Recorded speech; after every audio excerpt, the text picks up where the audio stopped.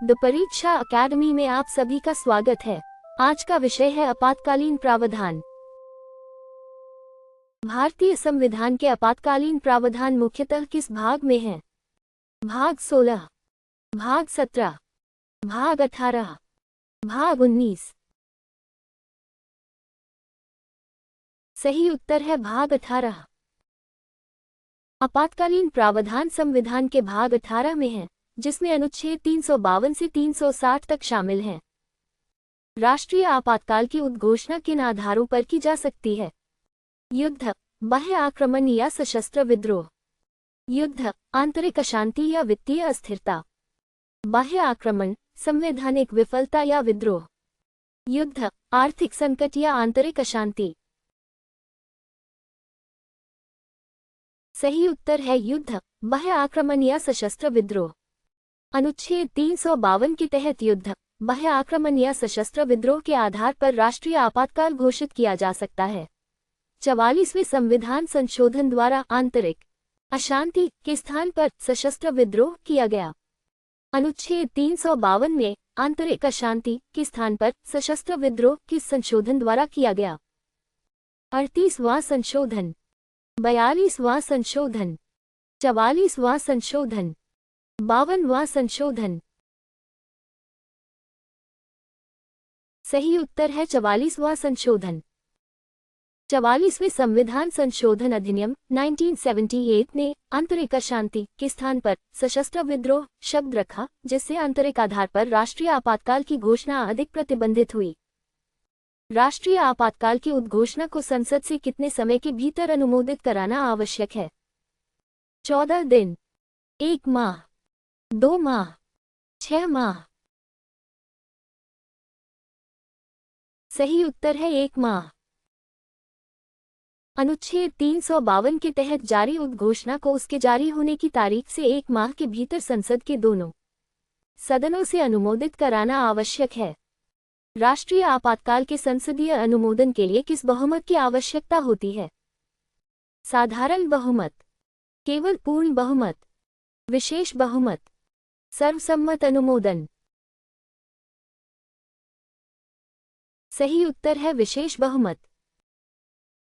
प्रत्येक सदन में इसे सदन की कुल सदस्य संख्या के बहुमत तथा उपस्थित और मतदान करने वाले सदस्यों के कम से कम 2/3 बहुमत से अनुमोदित किया जाना आवश्यक है। संसद से अनुमोदित होने के बाद राष्ट्रीय आपातकाल एक बार में कितनी अवधि तक जारी रहता है? 3 माह, 6 माह, 1 वर्ष, बिना पुनः अनुमोदन अनिश्चितकाल तक। सही उत्तर है 6 माह। संसदीय अनुमोदन के बाद राष्ट्रीय आपातकाल 6 माह तक प्रभावी रहता है और प्रत्येक 6 माह पर नए संसदीय अनुमोदन से इसे आगे बढ़ाया जा सकता है। कथन ए, राष्ट्रपति केवल प्रधानमंत्री की मौखिक सलाह पर राष्ट्रीय आपातकाल घोषित नहीं कर सकता। कारण आर, केंद्रीय मंत्रिमंडल का निर्णय राष्ट्रपति को लिखित रूप में भेजा जाना आवश्यक है। ए और आर दोनों सत्य हैं तथा आर ए की सही व्याख्या है। ए और आर दोनों सत्य हैं, किंतु आर ए की सही व्याख्या नहीं है। असत्य है किंतु आर असत्य है। ए असत्य है किंतु आर सत्य है। सही उत्तर है ए और आर दोनों सत्य हैं तथा आर ए की सही व्याख्या है। अनुच्छेद 352 के अनुसार ऐसी उद्घोषणा जारी करने का केंद्रीय मंत्रिमंडल का निर्णय राष्ट्रपति को लिखित रूप में भेजा जाना आवश्यक है। ये सुरक्षा 44वें संशोधन द्वारा जोड़ी गई। निर्दिष्ट राष्ट्रीय आपातकाल के दौरान अनुच्छेद 358 किस मौलिक अधिकार के प्रभाव को स्वतः निलंबित करता है? अनुच्छेद 14, अनुच्छेद 19, अनुच्छेद 21, अनुच्छेद 32। सही उत्तर है अनुच्छेद 19।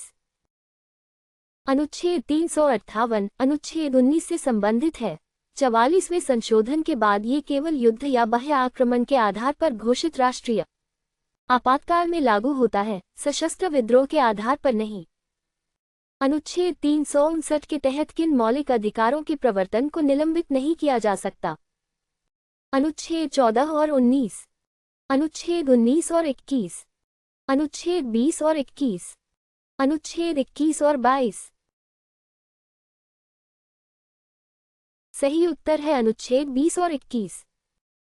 44वें संशोधन के बाद अनुच्छेद 20 और 21 द्वारा प्रदत्त अधिकारों के प्रवर्तन के लिए न्यायालय जाने के अधिकार को अनुच्छेद 359 के तहत निलंबित नहीं किया जा सकता। निम्नलिखित युग्मों पर विचार कीजिए।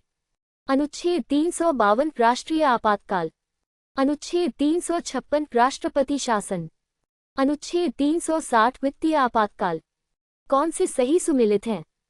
केवल एक और दो, केवल 2 और 3, 1, 2 और 3। सही उत्तर है 1, 2 और 3। तीनों युग्म सही हैं। अनुच्छेद 352 राष्ट्रीय आपातकाल, अनुच्छेद 356 राज्यों में संवैधानिक तंत्र की विफलता तथा अनुच्छेद 360 वित्तीय आपातकाल से संबंधित है। अनुच्छेद 358 और 359 के बीच अंतर को कौन सा कथन सही बताता है? दोनों सभी मौलिक अधिकारों को स्वतः निलंबित करते हैं। अनुच्छेद 358 अनुच्छेद 19 से अनुच्छेद 359 निर्दिष्ट मौलिक अधिकारों के प्रवर्तन से संबंधित है। अनुच्छेद 359 केवल अनुच्छेद 19 पर लागू होता है। अनुच्छेद 358 संवैधानिक उपचार के अधिकार को निलंबित करता है। सही उत्तर है अनुच्छेद 358। अनुच्छेद 19 से अनुच्छेद 359 निर्दिष्ट मौलिक अधिकारों के प्रवर्तन से संबंधित है। अनुच्छेद 358 युद्ध या बाह्य आक्रमण के आधार पर आपातकाल के दौरान विशेष रूप से अनुच्छेद 19 से संबंधित है। अनुच्छेद 359 राष्ट्रपति को अनुच्छेद 20 और 21 को छोड़कर निर्दिष्ट मौलिक अधिकारों के प्रवर्तन हेतु न्यायालय जाने के अधिकार को निलंबित करने की शक्ति देता है। राष्ट्रीय आपातकाल की उद्घोषणा कब की जा सकती है? केवल वास्तविक युद्ध शुरू होने के बाद, केवल संसद द्वारा प्रस्ताव पारित करने के बाद, निर्दिष्ट संकट के वास्तव में उत्पन्न होने से पहले भी, केवल प्रभावित राज्यों के अनुरोध पर। सही उत्तर है निर्दिष्ट संकट के वास्तव में उत्पन्न होने से पहले भी।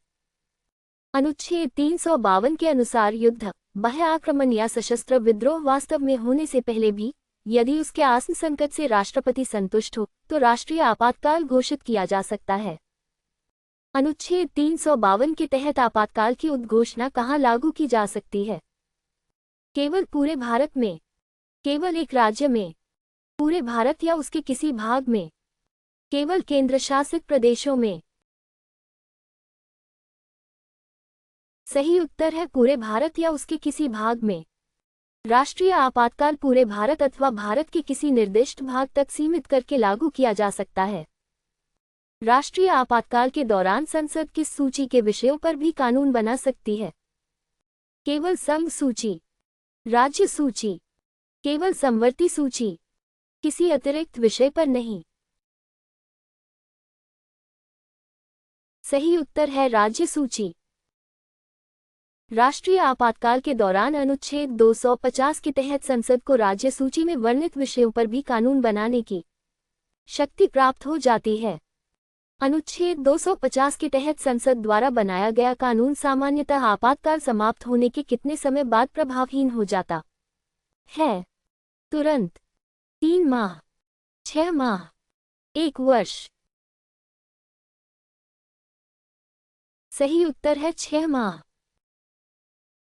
अनुच्छेद 250 के तहत बनाया गया संसदीय कानून आपातकाल की उद्घोषणा समाप्त होने के 6 माह बाद प्रभावहीन हो जाता है, हालांकि पहले किए गए या न किए गए कार्यों पर इसका प्रभाव बना रहता है। राष्ट्रीय आपातकाल के दौरान राजस्व वितरण में परिवर्तन किस अनुच्छेद के तहत किया जा सकता है?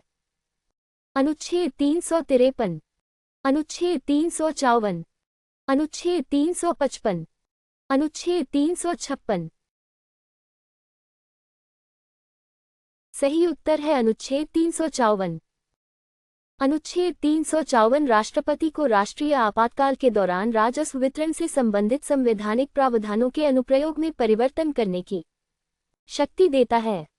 कथन ए, राष्ट्रीय आपातकाल संघ की कार्यपालिका को अधिक शक्तिशाली बनाता है। कारण आर, ऐसे आपातकाल में संघ राज्यों को कार्यपालिका संबंधी निर्देश दे सकता है। ए और आर दोनों सत्य हैं तथा आर ए की सही व्याख्या है। ए और आर दोनों सत्य हैं किंतु आर ए की सही व्याख्या नहीं है। असत्य है किंतु आर असत्य है। ए असत्य है किंतु आर सत्य है। सही उत्तर है ए और आर दोनों सत्य हैं तथा आर ए की सही व्याख्या है। अनुच्छेद 353 के तहत राष्ट्रीय आपातकाल में संघ की कार्यपालिका शक्ति राज्यों को उनकी कार्यपालिका शक्ति के प्रयोग के तरीके के संबंध में निर्देश देने तक विस्तृत हो जाती है। राष्ट्रीय आपातकाल की उद्घोषणा के समय लोकसभा बंद हो तो राज्यसभा क्या कर सकती है? उद्घोषणा पर विचार नहीं कर सकती। उद्घोषणा को अनुमोदित कर सकती है। लोकसभा का पुनर्गठन कर सकती है। उद्घोषणा को स्थायी रूप से रद्द कर सकती है। सही उत्तर है उद्घोषणा को अनुमोदित कर सकती है। यदि अनुमोदन की संबंधित अवधि में लोकसभा बंद हो तो राज्यसभा का अनुमोदन उद्घोषणा को नई लोकसभा की पहली बैठक से 30 दिन तक प्रभावी रख सकता है, बशर्ते नई लोकसभा भी उसे अनुमोदित करे। राष्ट्रीय आपातकाल को अस्वीकार करने पर विचार हेतु लोकसभा की विशेष बैठक बुलाने की प्रक्रिया कम से कम कितने सदस्यों द्वारा शुरू की जा सकती है? कुल सदस्य संख्या का 1/10वां भाग, कुल सदस्य संख्या का 1/4 भाग, कुल सदस्य संख्या का 1/3 भाग, कुल सदस्य संख्या का आधा भाग। सही उत्तर है कुल सदस्य संख्या का 1/10वां भाग। यदि लोकसभा की कुल सदस्य संख्या के कम से कम 1/10वें सदस्य उद्घोषणा को अस्वीकार करने का प्रस्ताव लाने की मंशा की लिखित सूचना देते हैं तो संवैधानिक रूप से निर्धारित अवधि के भीतर विशेष बैठक आयोजित की जानी होती है। निम्नलिखित पर विचार कीजिए। अनुच्छेद 352 आपातकाल की उद्घोषणा। अनुच्छेद 353 आपातकाल का प्रभाव। अनुच्छेद 354 आपातकाल में राजस्व वितरण। कौन से सही सुमेलित हैं? केवल 1 और 2, केवल 2 और 3, केवल 1 और 3, 1, 2 और 3। सही उत्तर है 1, 2 और 3। तीनों युग्म सही हैं। अनुच्छेद 352 से 354 क्रमशः आपातकाल की उद्घोषणा, संघ की शक्तियों पर उसके प्रभाव तथा आपातकाल के दौरान राजस्व वितरण संबंधी प्रावधानों में परिवर्तन से संबंधित हैं।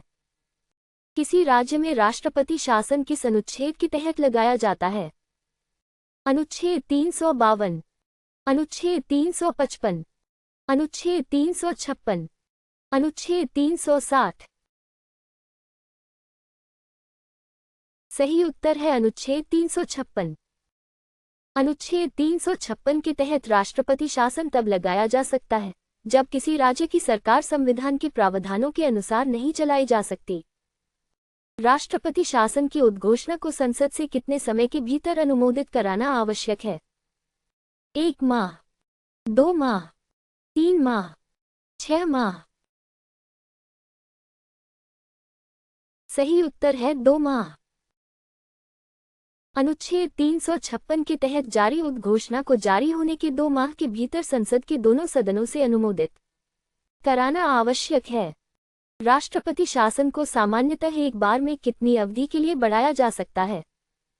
3 माह, 6 माह, 1 वर्ष, 2 वर्ष। सही उत्तर है 6 माह। अनुमोदन के बाद राष्ट्रपति शासन 6 माह तक प्रभावी रहता है और संवैधानिक सीमाओं के अधीन इसे एक बार में 6 माह के लिए बढ़ाया जा सकता है। राष्ट्रपति शासन को 1 वर्ष से अधिक जारी रखने के लिए अन्य शर्तों के साथ कौन सी शर्त आवश्यक है? पूरे भारत या संबंधित राज्य के पूरे अथवा किसी भाग में राष्ट्रीय आपातकाल प्रभावी हो। राज्यपाल संसद को भंग करे। सर्वोच्च न्यायालय इसका अनुमोदन करे। राज्य विधानमंडल प्रस्ताव पारित करे। सही उत्तर है पूरे भारत या संबंधित राज्य के पूरे अथवा किसी भाग में राष्ट्रीय आपातकाल प्रभावी हो। 1 वर्ष से आगे राष्ट्रपति शासन जारी रखने के लिए पूरे भारत या संबंधित राज्य के पूरे अथवा किसी भाग में राष्ट्रीय आपातकाल प्रभावी होना चाहिए तथा निर्वाचन आयोग को विधानसभा चुनाव कराने में कठिनाई प्रमाणित करनी होती है। राष्ट्रपति शासन की सामान्य संवैधानिक अधिकतम अवधि कितनी है? 1 वर्ष, 2 वर्ष, 3 वर्ष, 5 वर्ष। सही उत्तर है 3 वर्ष। 1 वर्ष से आगे विस्तार की संवैधानिक शर्तों के अधीन राष्ट्रपति शासन सामान्यतः अधिकतम 3 वर्ष तक जारी रह सकता है। कथन ए अनुच्छेद 356 न्यायिक पुनरावलोकन के अधीन है। कारण आर अनुच्छेद 356 के तहत राष्ट्रपति की संतुष्टि पुनर्तः न्यायिक जांच से परे है। ए और आर दोनों सत्य हैं तथा आर ए की सही व्याख्या है। ए और आर दोनों सत्य हैं किंतु आर ए की सही व्याख्या नहीं है। असत्य है किंतु आर असत्य है। ए असत्य है किंतु आर सत्य है। सही उत्तर है ए सत्य है किंतु आर असत्य है। एसआर बोम्मई बनाम भारत संघ मामले में सर्वोच्च न्यायालय ने स्थापित किया कि अनुच्छेद 356 के तहत उद्घोषणा न्यायिक पुनरावलोकन के अधीन है, अतः राष्ट्रपति की संतुष्टि पुनर्तः न्यायिक जांच से परे नहीं है। वित्तीय आपातकाल किसकी वित्तीय स्थिरता या साख को खतरा होने पर घोषित किया जा सकता है? केवल संघ, केवल किसी राज्य, भारत या उसके किसी भाग, केवल स्थानीय सरकारों। सही उत्तर है भारत या उसके किसी भाग। अनुच्छेद 360 के अनुसार यदि राष्ट्रपति संतुष्ट हो कि भारत या उसके किसी भाग की वित्तीय स्थिरता या साख को खतरा है तो वित्तीय आपातकाल घोषित किया जा सकता है। वित्तीय आपातकाल को संसद से कितने समय के भीतर अनुमोदित कराना आवश्यक है? 1 माह, 2 माह, 6 माह, 1 वर्ष। सही उत्तर है 2 माह। वित्तीय आपातकाल की उद्घोषणा को जारी होने की तारीख से 2 माह के भीतर संसद के दोनों सदनों से अनुमोदित कराना आवश्यक है। वित्तीय आपातकाल के दौरान राष्ट्रपति किनके वेतन में कटौती का निर्देश दे सकता है? केवल राज्य कर्मचारियों, केवल केंद्रीय मंत्रियों, संघ या राज्य की सेवा करने वाले सभी व्यक्तियों, न्यायाधीशों सहित, केवल संसद सदस्यों। सही उत्तर है संघ या राज्य की सेवा करने वाले सभी व्यक्तियों, न्यायाधीशों सहित। वित्तीय आपातकाल में संघ या राज्यों की सेवा करने वाले व्यक्तियों के वेतन और भत्तों में कमी के निर्देश दिए जा सकते हैं, जिसमें सर्वोच्च न्यायालय और उच्च न्यायालयों के न्यायाधीश भी शामिल हैं। निम्नलिखित पर विचार कीजिए। भारत में राष्ट्रीय आपातकाल घोषित किया जा चुका है। राज्यों में राष्ट्रपति शासन लगाया जा चुका है। भारत में वित्तीय आपातकाल घोषित किया जा चुका है। कौन से कथन सही हैं? केवल एक, केवल 1 और 2, केवल 2 और 3, 1, 2 और 3। सही उत्तर है केवल 1 और 2। भारत में राष्ट्रीय आपातकाल घोषित किए जा चुके हैं और विभिन्न राज्यों में राष्ट्रपति शासन भी लगाया गया है, किंतु अनुच्छेद 360 के तहत वित्तीय आपातकाल अब तक कभी घोषित नहीं किया गया है। हमसे जुड़ने के लिए धन्यवाद।